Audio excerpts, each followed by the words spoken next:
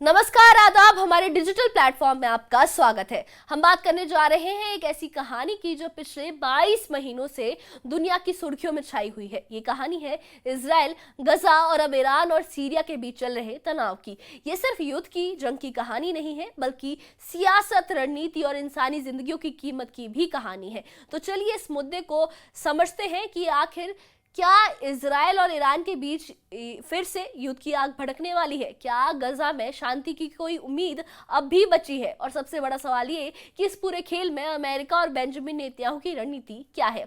आइए इस कहानी को शुरू से समझते हैं।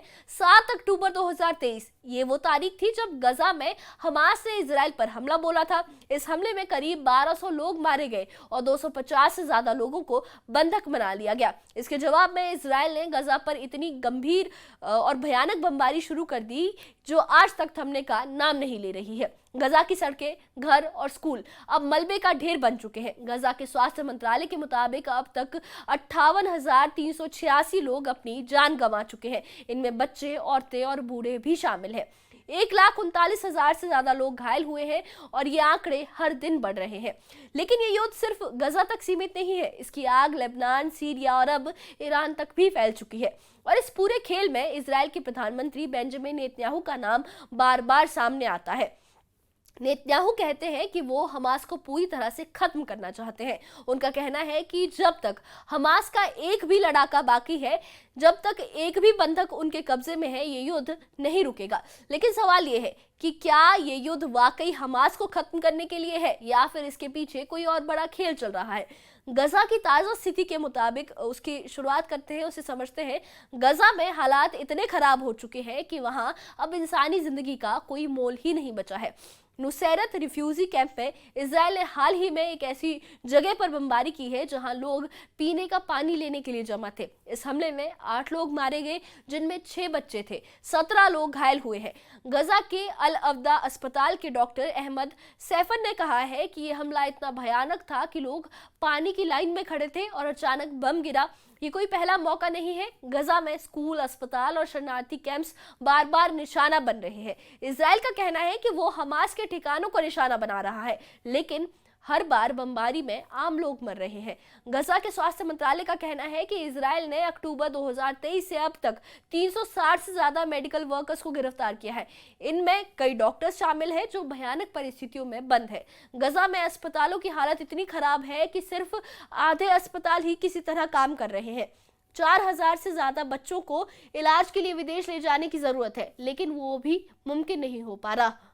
अब बात करते हैं इजराइल की सेना की। गजा में इजराइल का ग्राउंड ऑपरेशन लगातार जारी है, लेकिन इस ऑपरेशन में इजराइल को भी भारी नुकसान उठाना पड़ रहा है। हाल ही में उत्तरी गजा में एक चौंकाने वाली घटना सामने आई है। इजराइल की 401वीं 401 आर्मर्ड ब्रिगेड ने उसके 3 सैनिक एक टैंक धमाके में मारे गए हैं। हैरानी की बात यह है कि यह धमाका हमास के हमले से नहीं हुआ, बल्कि इजराइल का अपना ही टैंक अपने गोले के धमाके में तबाह हो गया है। इस हादसे में एक अफसर भी बुरी तरह घायल हुआ।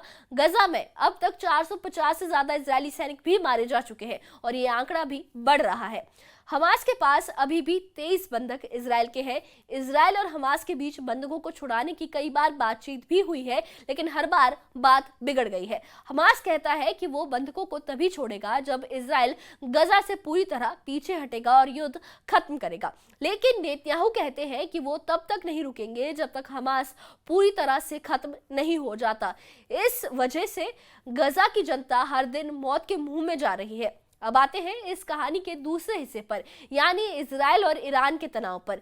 जून 2025 में इजराइल और ईरान के बीच 12 दिन की जंग हुई। इस जंग में इजराइल ने अमेरिका की मदद से ईरान के परमाणु ठिकानों पर हमला किया। इजराइल का दावा है कि उसने ईरान के परमाणु प्रोग्राम को पूरी तरह से तबाह कर दिया, लेकिन अमेरिकी खुफिया जानकारी के मुताबिक ये हमले सिर्फ ईरान के प्रोग्राम को कुछ महीनों के लिए पीछे धकेल पाए। ईरान ने जवाबी हमले किए, जिसमें हाइफा और तेल अवीव जैसे इजरायली शहरों को निशाना बनाया गया।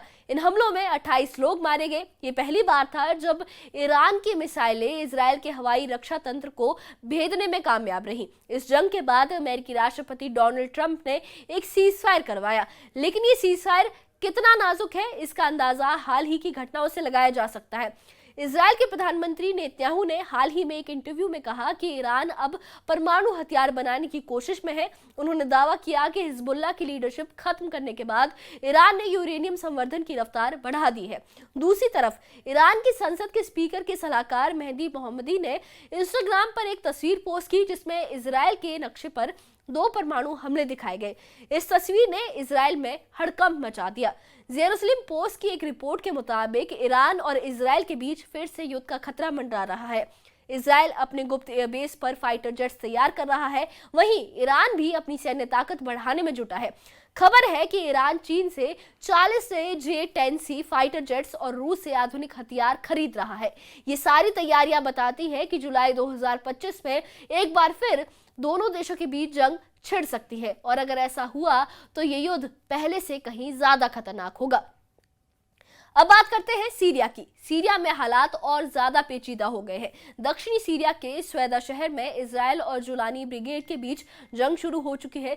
जुलानी ब्रिगेड वो आतंकी संगठन है जिसने दिसंबर 2024 में बशर अल असद की सरकार का तख्ता पलट कर दिया था। इस संगठन का ताल्लुक पहले ISIS और अलकायदा से रहा है, अब ये सीरिया में सत्ता पर काबिज है। स्वेदा में जुलानी ब्रिगेड और डूस मिलिशिया के बीच संघर्ष चल रहा है। इजराइल ने खुलकर डूस मिलिशिया का साथ देना शुरू कर दिया है। मंगलवार को इजराइल ने स्वेदा में सीरियाई सेना के टैंकों पर हमला किया। इजराइल का कहना है कि वो ड्रूज समुदाय की रक्षा कर रहा है, क्योंकि इजराइल में रहने वाले ड्रूज समुदाय के साथ उसका गहरा रिश्ता है। इस हमले में 30 से ज्यादा लोग मारे गए और 100 से ज्यादा घायल हुए हैं। सीरिया की सरकार ने सीजफायर की घोषणा की, लेकिन रूस नेताओं का कहना है कि वो सीरियाई सेना पर भरोसा नहीं करते। इस पूरे मसले में अमेरिका की भूमिका भी बहुत अहम है। डोनाल्ड ट्रंप, जो इस साल जनवरी में दोबारा अमेरिकी राष्ट्रपति बने हैं, इस पूरे क्षेत्र में शांति चाहते हैं। ट्रंप ने गजा में 60 दिन के सीजफायर की बात की है, जिसमें हमास को बंधकों को छोड़ना होगा और इजराइल को अपनी सेना को कुछ हिस्सों से हटाना होगा। ट्रंप ने नेतन्याहू से साफ कहा है कि गजा में युद्ध को खत्म करना होगा, लेकिन नेतन्याहू अपनी शर्तों पर अड़े हैं। वो कहते हैं कि हमास को पूरी तरह खत्म करना उनका मकसद है। ट्रंप की नजर अब्राहिम आकार्ड्स पर भी है। ये वो समझौते हैं जिनके तहत इजराइल ने UAE, बहरीन और मोरक्को जैसे देशों के साथ अपने रिश्ते सामान्य किए थे। ट्रंप चाहते हैं कि सऊदी अरब भी इस समझौते में शामिल हो, लेकिन सऊदी अरब का कहना है कि वो तभी इजराइल के साथ रिश्ते सामान्य करेगा जब फिलिस्तीनी मसले का कोई हल निकलेगा, और इसके लिए गजा में युद्ध खत्म होना बहुत जरूरी है। लेकिन नेतन्याहू की अपनी मजबूरियां हैं। इजराइल में उनकी सरकार को दक्षिणपंथी पार्टियों का समर्थन हासिल है।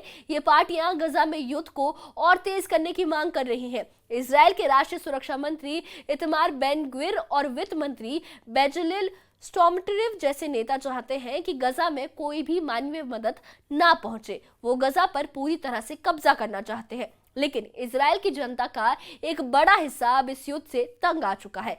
हाल के सर्वे बताते हैं कि ज्यादातर इजरायली लोग चाहते हैं कि युद्ध खत्म हो और बंधकों को वापस लाया जाए। नेतन्याहू पर एक और दबाव है, वो है उनके खिलाफ चल रहे भ्रष्टाचार के मुकदमे। ट्रंप ने कई बार कहा है कि नेतन्याहू का मुकदमा खत्म होना चाहिए, क्योंकि ये गजा और ईरान के साथ बातचीत में रुकावट डाल रहा है। लेकिन नेतन्याहू का कहना है कि वो अपनी नीतियों पर अडिग है। अब सवाल ये है कि इस युद्ध का अंत कैसे होगा। गजा में 22 महीने से चल रही जंग ने वहां के लोगों की जिंदगी को लगभग नर्क बना दिया है। हर दिन बम गिर रहे हैं, लोग भूखे मर रहे हैं, अस्पतालों में दवाइयां नहीं है, और अब ये युद्ध सीरिया और ईरान तक फैल चुका है। इजराइल का कहना है कि वो अपनी सुरक्षा के लिए लड़ रहा है, लेकिन इस जंग की कीमत गजा के आम लोग चुका रहे हैं। ईरान और इजराइल के बीच तनाव भी कम होने का नाम नहीं ले रहा। अगर जुलाई में या फिर आने वाले समय में दोनों देशों के बीच फिर से जंग शुरू हुई तो ये पूरे मध्य पूर्व को और ज्यादा अस्थिर कर सकती है। ट्रंप चाहते हैं कि इस क्षेत्र में शांति हो, लेकिन उनकी राह में नेतन्याहू की जिद और ईरान की जवाबी कार्रवाई सबसे बड़ी रुकावट बनी है। तो ये थी इजराइल, गजा और ईरान की कहानी। एक ऐसी कहानी जिसमें ना हार है ना ही किसी की जीत, सिर्फ तबाही है। गजा की सड़कों पर मलबा बिखरा है, सीरिया के स्वेदा में लोग अपनी जान बचाने के लिए भाग रहे हैं, और ईरान इजराइल के बीच तनाव की तलवार लटक रही है। इस पूरे खेल में आम इंसान जो वहां रह रहे हैं, उनकी जिंदगी दांव पर लगी है। आप क्या सोचते हैं? क्या गजा में शांति की कोई उम्मीद अभी भी बची है? क्या इजराइल और ईरान का युद्ध फिर से शुरू होगा? और सबसे बड़ा सवाल, क्या नेतन्याहू और ट्रंप मिलकर इस जंग को खत्म कर पाएंगे? अपनी राय हमें कमेंट बॉक्स में जरूर बताइए और इससे जुड़े अपडेट्स के लिए और ऐसी ही खबरों के लिए हमारे चैनल के साथ बने रहिए। हमारे चैनल को सब्सक्राइब करिए। शुक्रिया।